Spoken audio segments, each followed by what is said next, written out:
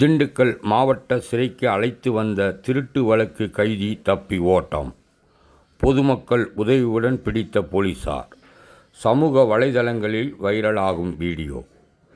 மதுரை மாவட்டம் சுப்பிரமணியபுரம் காவல் நிலையத்திற்கு உட்பட்ட பகுதியில் திருட்டு வழக்கு சம்பந்தமாக பவன் என்பவனை போலீசார் கைது செய்தனர்.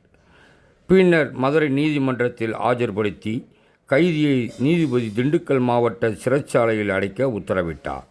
இதனை அடுத்து நேற்று இரவு குற்றவாளி பவன் திண்டுக்கல் மாவட்ட சிறைச்சாலைக்கு அழைத்து வரப்பட்டான்.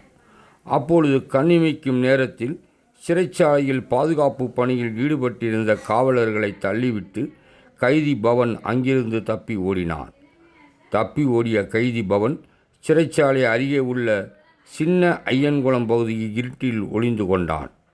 உடனடியாக மதுரையைச் சேர்ந்த போலீசார் ஐயன்குளம் பகுதியைச் சேர்ந்த பொதுமக்கள் உதவியுடன் சுமார் 30 நிமிடம் தேடலுக்கு பின் புதரில் மறைந்திருந்த கைதியை பிடித்தனர்.